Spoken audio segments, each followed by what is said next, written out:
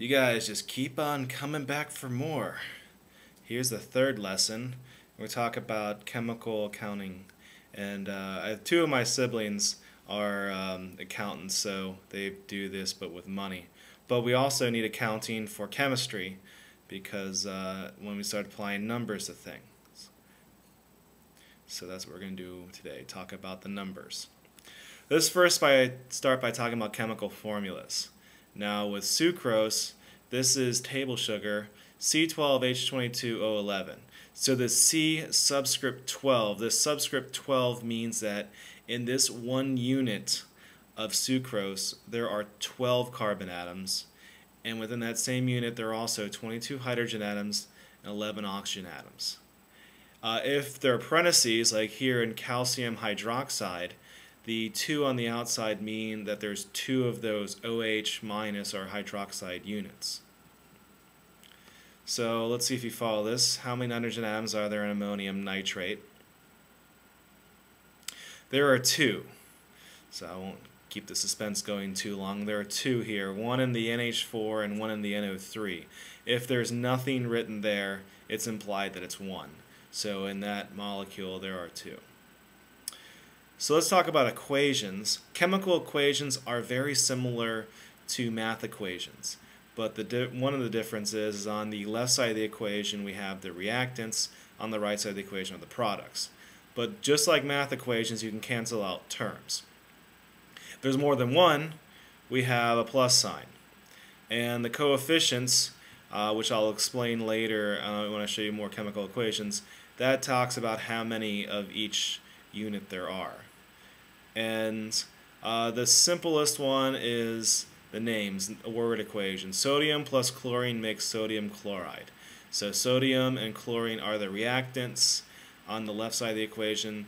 Sodium chloride is on the right side of the equation. And I'm trying to show you a colloquial example there. Waves and sunshine are good times. The above the arrow can give conditions, so waves and sunshine may not be nearly as much fun in Alaska as it would be in Hawaii, so that's why I put Hawaii there. So that's not a real chemical equation, but I'm trying to bring an analogy there to help you out. Now let's go with the formula. Chemical equation uses formulas and symbols, and also coefficients. So this one here, burning of methane, CH4, that means that there's a molecule that has 1 carbon atom and 4 hydrogen atoms, plus 2 of a molecule that has 2 oxygen atoms, makes 1 carbon dioxide and a molecule with 1 carbon atom and 2 oxygen atoms, and 2 units of water, and water has 2 hydrogen atoms and 1 oxygen atom. And if you see both sides, the same number of each atom on each side of the equation. There's 1 carbon on the left, 1 carbon on the right.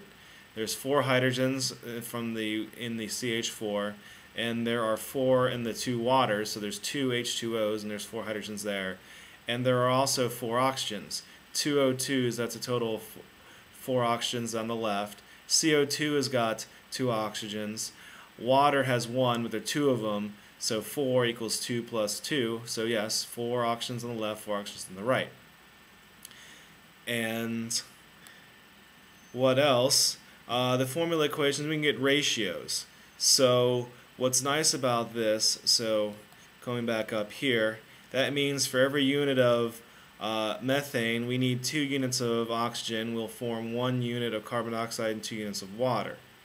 And an idea, so that's kind of similar to making sandwiches. You know that you need twice as much bread as a slice of ham to make a ham sandwich. Just like here, you need to have, this is like the ham, this is like the bread, so that way you need different ratios of things. And formula equations, so we can also have abbreviated enhancements to get more information. S is solid, L is liquid, G is gas, heat is a delta sign. That can be, if it's on the left side of the equation, it's endothermic. On the right side of the equation, it's exothermic. And if it's dissolved in water, it's AQ for aqueous. And if light is a reactant and like something like photosynthesis, or it's a product given off like a glow stick, H nu is the symbol. Nu is that funny looking V. For instance, carbon plus oxygen makes carbon dioxide plus heat, and the states are given there. And the above that is the flame, because you need to have a flame to burn carbon. So this is how you write a balance equation. You want to have the same number of atoms of each type on both sides.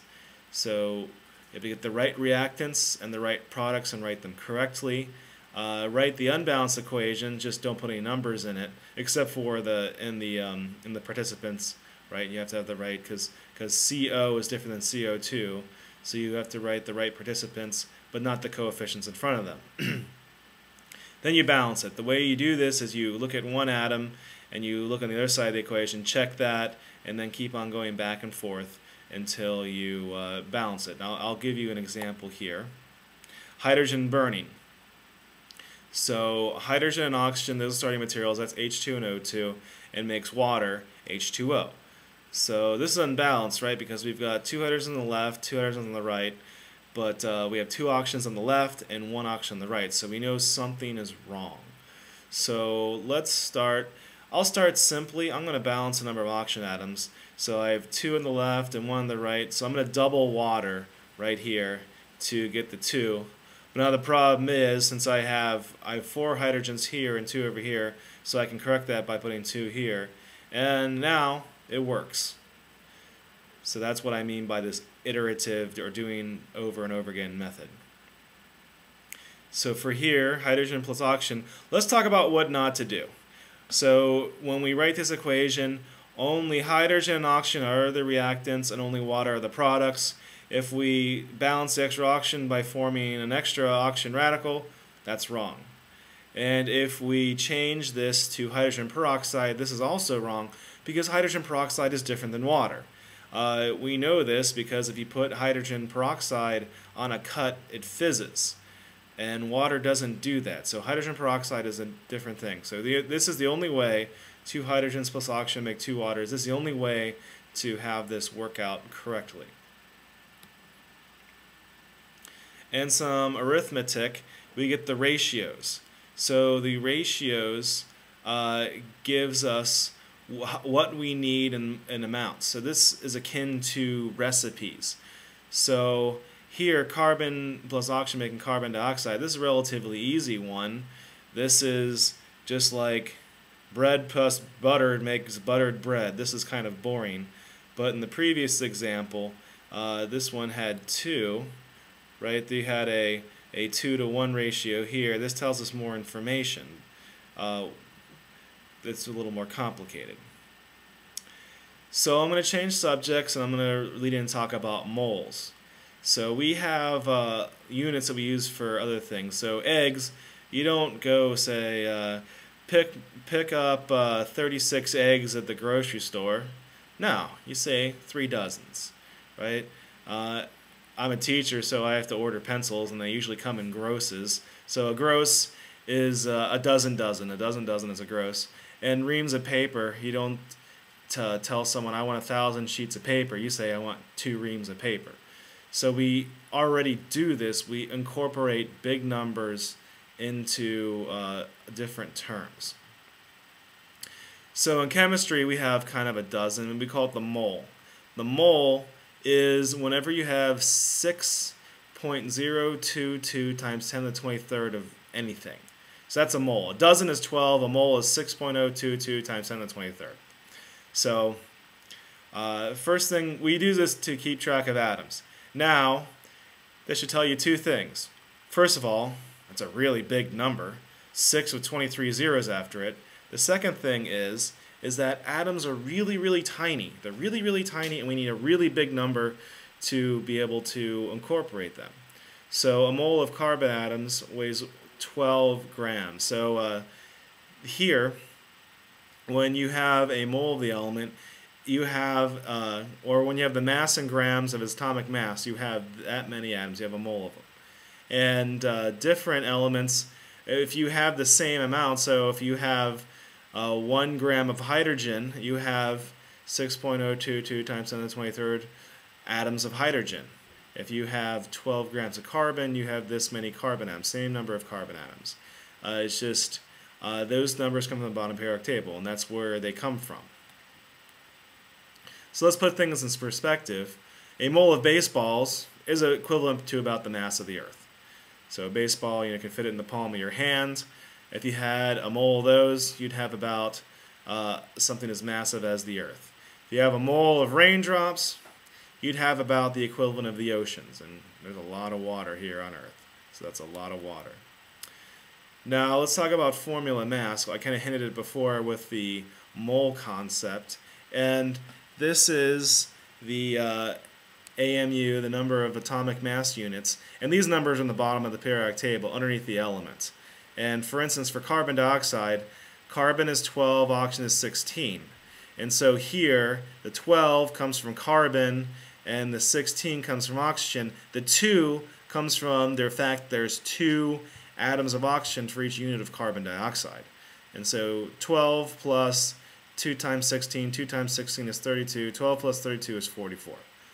And oxygen, this one's a little easier, it's just 2 times 16. And these numbers come from the bottom of the periodic table, or at least for each element. Because if you look at oxygen, it's going to say 8 on top and 16.00 on the bottom. 8 is the atomic number, it means oxygen has 8 protons. 16.00, that means if you have 16 grams of oxygen, you have a mole, or 6.022 times 10 to the 23rd atoms of oxygen. Now this is a picture of this. Carbon plus oxygen makes CO2, and this also shows, this is also previously shown with the balance equation, that it may look funny, but here we have 12 plus 32. This is 44 grams on this side and 44 grams on the right side. So the mass is conserved in chemical reactions. We learned that last mod. That's the law of conservation of mass. And solutions, so we're changing topics yet again. A solution, this is a homogeneous mixture. A homogeneous mixture means uniform. Remember that? Heterogeneous means not uniform. Homogeneous means uniform, or homogeneous. Some people say homogeneous. These need to be stable, and there's 2 types. There's 2 parts of the solution. There's the solvent and the solute. Solvent is what's dissolving. This is what you have the most of. The solute is what is dissolved. And there can be more than one solute. And for a dilute solution, there's not that much solvent. For a concentrated solution, there's a lot. And concentration, so let's talk about concentration. I've done this. You go to the grocery store and you buy a tube of orange juice. What is that called? It's called orange juice concentrate. That means in that tube that's about this long, in that tube there is the same amount of orange juice goodness as in an entire pitcher of orange juice. So you've concentrated that orange juice, thus orange juice concentrate. Concentration means amount per volume. So when you say orange juice concentrate, you have much more orange juice, orange stuff per volume. And now, for chemistry class, we have a term for concentration too. We call it molarity. So it's amount per volume, and amount is moles. Moles per liter. So moles is amount, liter is volume. There's a couple other ways. There's percent volume and percent mass as well. But to use colloquial examples, and I'm not promoting alcoholic imbibing, but I think that people are relatively familiar with these types of things. So let me talk about alcohol-water solution. And we're talking about solvent and solute. Remember, solvent is the one you have the most of. If you look at beer, and of course different beers at different concentrations, beer is about 6% alcohol, 94% water. Water is the most. This is the solvent. Alcohol is the solute. And you see this continues. Wine, the same story. Alcohol and water. Water is the solvent. And vodka, if you have vodka or a lot of the whiskeys, this is 80 proof, and proof is just double the alcohol concentration, which is 40% alcohol and 60% water. Still now, in this case, vodka, it's mostly water, and water is a solvent. Now if you go to other spirits like absinthe, 151 rum, and grain alcohol, These here, we've had a switch. Now we have more alcohol than water, and alcohol now is the solvent, and water becomes a solute. Reaction rates, and I apologize for jumping around topics so much, but this is how it progresses in the book. Reaction rates, and we have to cover a lot in the beginning. So things move different speeds. If you take a piece of paper and you light it on fire, it'll, in a couple seconds, it's gone. It's turned into water and carbon dioxide. But if you take paper and you leave it at this temperature and pressure, after a couple thousand years, it will react and go away too. But you have a couple thousand years at room temperature, or you have about 5 seconds underneath a candle. So clearly, there's a difference in rate here. And some reactions we want to go really fast, some reactions we want to go slowly. Right? What reactions do we want to go fast? Whenever we're making something. Sometimes we want reactions to go slowly, like corroding of iron. We don't want iron to corrode very much because then you have to replace it. And there are some things that change how chemical reactions. So to give you kind of a goofy example, imagine a chemical reaction I'm trying to do is I'm trying to find myself a girlfriend. And the way I find myself a girlfriend is I run up to a girl and I ask, will you be my girlfriend? If she says no, I go to the next girl. And I say, will you be my girlfriend? And she says no. I'll go to the next girl and it says, will you be my girlfriend? If she says yes, we'll hold hands like, woohoo, I have a girlfriend. I mean, it won't always happen on the third try, of course, but I'm trying to use this collision model to explain something. So how can I improve my chances of getting a girlfriend? Well, if I move more quickly between asking girls, that would help me, right? Well, not really, but what I'm trying to say is that temperature means average kinetic energy. The higher the temperature, the faster molecules move. So increasing the speed will increase the rate of reaction. Then concentration. If I go somewhere where there's more girls, that will improve my chance. And then catalysis, if I try catalysis means it goes a different path. So if I do something else, like, I don't know, wear a nice cologne maybe, that's like a catalyst. So catalysis, these really speed things up. And special type of catalyst, biological enzyme, these are called, biological catalyst is called an enzyme. So how do enzymes and catalysts work? You ever seen two guys fight? I mean, it's kind of silly. You know, as one guy goes, I'm going to fight you. Like, oh yeah, bring it on. And they kind of puffy chest move around each other for a while. And they're like, okay, I'm going to go away. Like, yeah, me too. And, you know, nothing happens. And maybe they do fight. If you do see them fight, they swing around for a while, and then maybe one will hit another.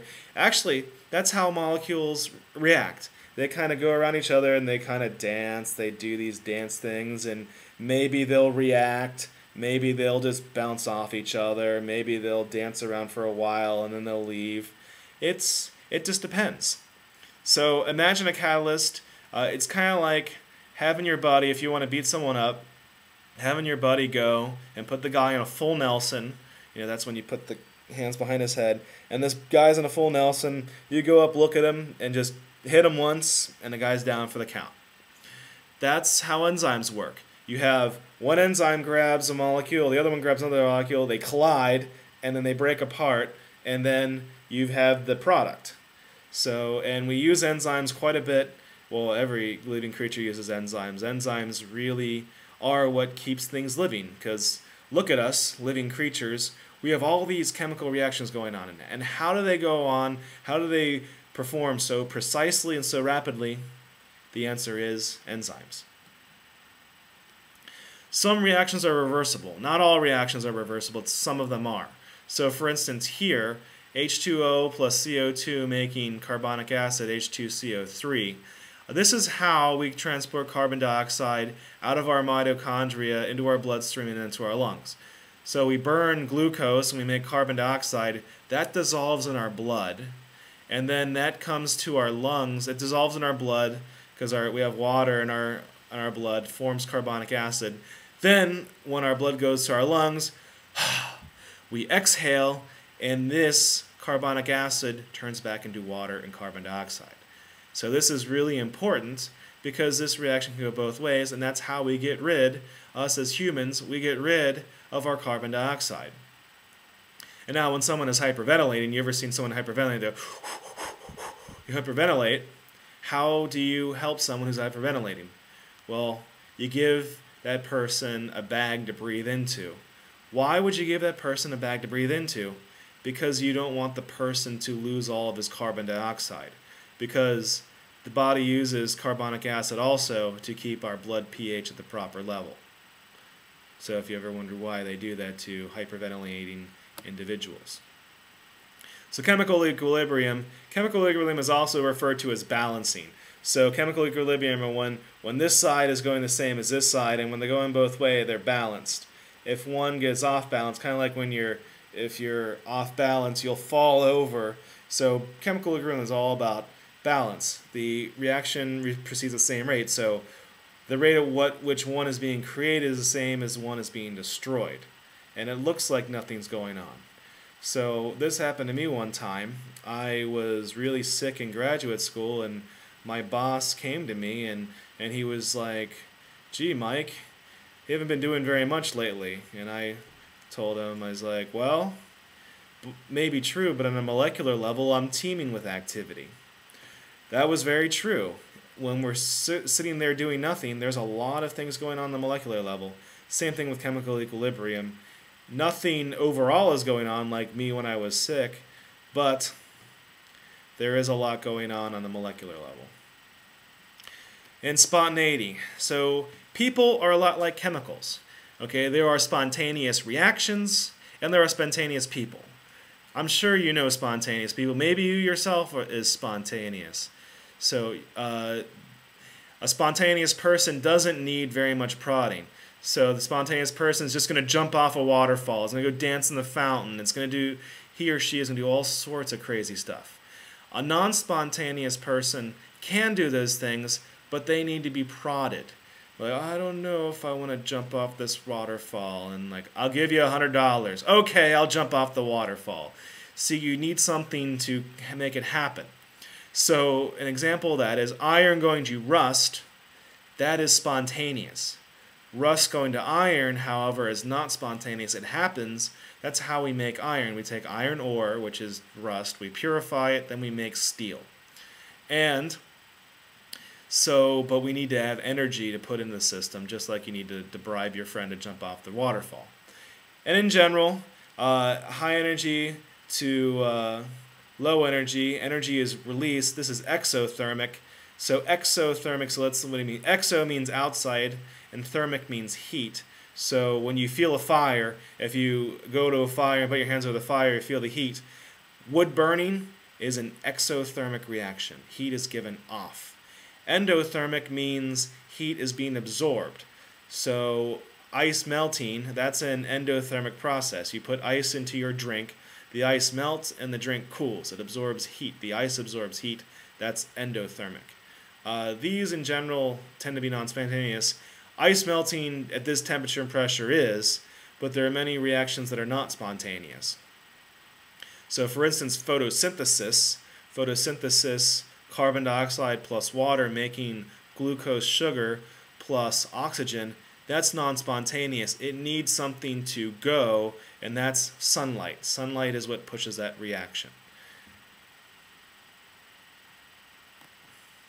Now let's move on to talk about entropy. Entropy deals with the amount of order. High entropy means lots of disorder, and lots of order means low entropy. So think of it like a messy room. If your room is clean, then your room has very low entropy. It's very ordered. If all your socks are in your drawer and all your t-shirts are folded, all your shoes are put away, that's very ordered. Disorder is you just come in, throw your shirt on the ground, you have socks everywhere, your shoes are mismatched all over the place. That's high entropy, that's high disorder. And in general, things that become more messy, like my messy room, if I do nothing, my room spontaneously becomes messy, right? So spontaneous, messy reactions that involve higher entropy tend to be the spontaneous ones. So I'll give you an example of entropy here. These M&Ms, and this is in Las Vegas, and here's me, if you want to see what my body shot looks like. I have all the, well, I don't have them, but the Mars factory has all these M&Ms all ordered out. This is very low entropy. This right here, however, is very high entropy. This is ordered, this is disordered here. So that helps you understand the difference. And if you take these colors and if you mix them up, so I said that entropy processes tend to be spontaneous. What if I put that in a jar and then I shook up the jar?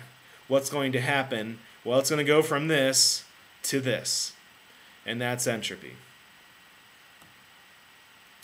So let's talk about liquids and solids and gases. Solids, we talked about before, a defined shape, defined volume. Liquids have a defined volume, but not a defined shape. Gases have neither set shape nor volume. Solids have very low entropy. They're very ordered. Gases have the most entropy. These are the most disordered. So let's talk about why things change state. So let's talk about water. So on these V's on my hand are water. Ice is it's sitting still. These molecules are sitting still. And you have to break these bonds, and then you're able to melt to form water. And then you break these bonds, and it forms a gas. So when enough energy is added to the solid to break it, the solid melts. So this is what a liquid looks like. And then when you add enough energy to the vapor or to the liquid, it vaporizes. And the opposite is also true. When you have gases and they cool down enough to form liquids, they condense, and then you cool down a solid enough, or liquid enough to freeze, it will form the solid. And there's another way to go. Things can sublime. They can go directly from a solid to a gas. That's called sublimation. This here is a heating curve. So if I took an ice cube out of my freezer, and your freezer is below freezing, and if you looked at here, the temperature, the y-axis, and the energy content, and the x-axis, so this is like I put an ice cube on a pan on the stove. What happens? Well, the ice cube heats up. Now the ice cube starts to melt. So now you notice something, that the ice cube melts at the constant temperature. As a change in phase happens, the temperature remains constant. Then when all the ice melts, the water will warm up, and then it'll start to boil. Boiling water always boils at 100 degrees Celsius at atmospheric pressure.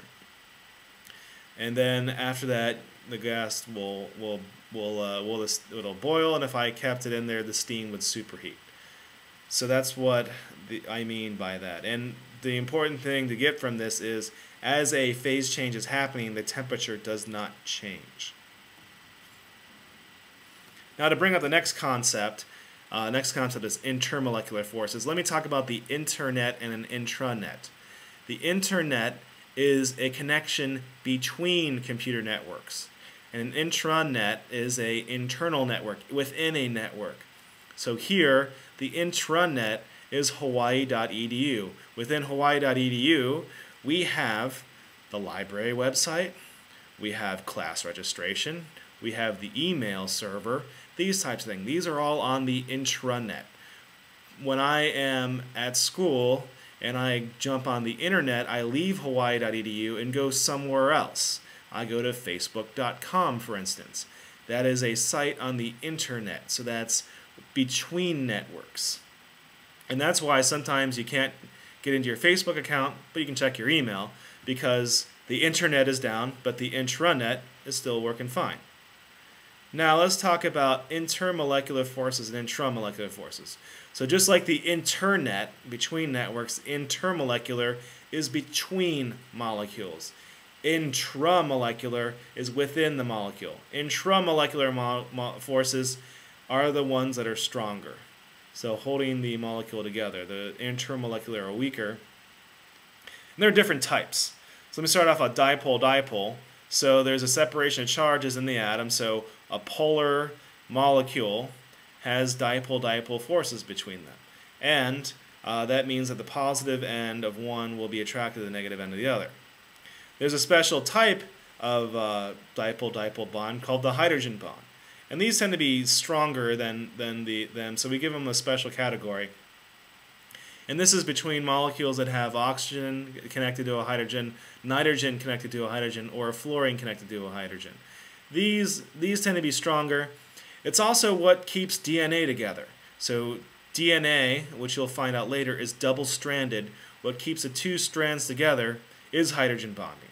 But this makes sense, though, because you have a bond that's pretty strong, but it's not too strong that it can't be broken.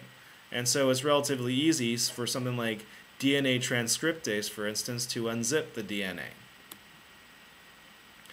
And now let's talk about London dispersion forces. These are weak. So imagine an electron as a big cloud of gas, and you have two clouds of gas coming. The negative electrons here cause these to kind of pull away, and then that causes a partial positive charge, a partial negative charge, and that induces a dipole. So it's all about dipoles, but the London forces are the weakest ones. And these are for molecules that do not have a permanent dipole. These are for nonpolar. Now, the next general rule in chemistry, like dissolve like. Like dissolves like. So molecules that have similar intermolecular forces can mix. And we probably noticed before that water and gasoline, or water and motor oil, do not mix, but gasoline and motor oil do mix. So why is that? It's actually, the funny thing is, it's the water. The water doesn't like the gasoline. Gasoline is a long nonpolar molecule. Water is a V. It's shaped and it's got a dipole. Two water molecules here, they have the permanent dipole. When this long gasoline molecule tries to get between the water molecules say, we don't like that, and they kick the gasoline molecule out. And the gasoline actually is more attracted to the water because it has those positive negative charges and the gasoline doesn't, but the water forces it out of the way. And so because of that, in general, polar will dissolve polar, nonpolar will dissolve nonpolar, and also polar can dissolve some ions like salt. Salt will dissolve in water, but salt will not dissolve in gasoline. So let me show you this. So motor oil and gasoline mix, but here olive oil and vinegar, these separate. These separate because oil is a nonpolar molecule and vinegar and water. Vinegar is a polar molecule, acetic acid, and so is water, so this is actually a polar mixture. And alcohol, here's wine glasses, alcohol and water are both polar, they mix very well. Now here, this shows the picture. This shows sodium chloride, or any sort of ionic solid, at least with the halide structure. And I'm assuming it's sodium chloride here, the positive sodium ions, the negative chloride ions. Water, with the oxygen here is slightly negative, it will surround the positive sodium ion, and the positive end of water will surround the negative chloride ion, and it can dissolve and form a solution. And again, this is entropy. This is an organized solid. This is a disorganized liquid, so entropy again rules the day. And we're going to change topics yet again and talk about gas laws. So maybe you feel a little bit of pressure, right? So you have a headache, like, I feel pressure on my head. What is pressure? Pressure is a force by an area. So an area and a force. So maybe you're familiar with this for your tires. PSI, pounds per square inch.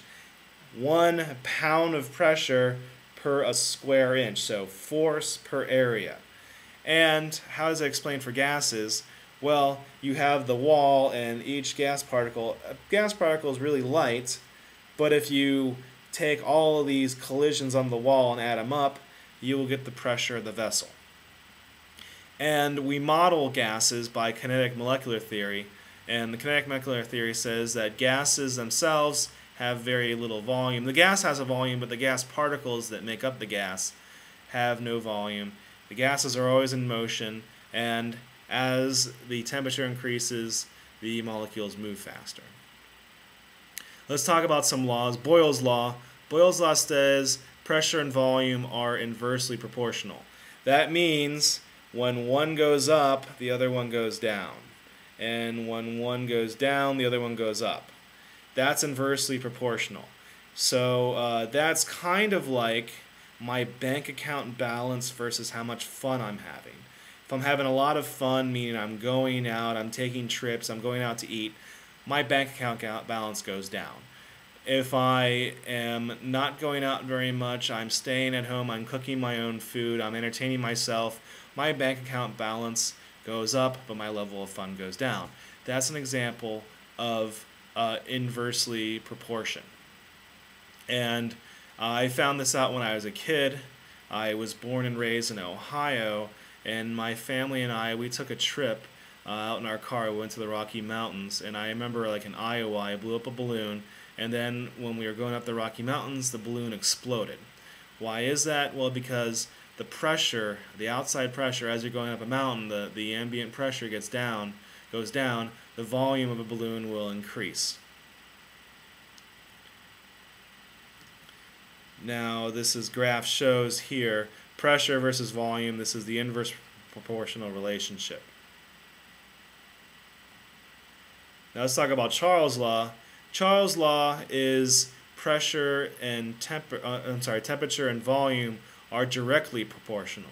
So that means when one goes up, the other one goes up, and one goes down, the other one goes down. That's direct proportion. And what's an application? This is, oops, wrong slide, one direction.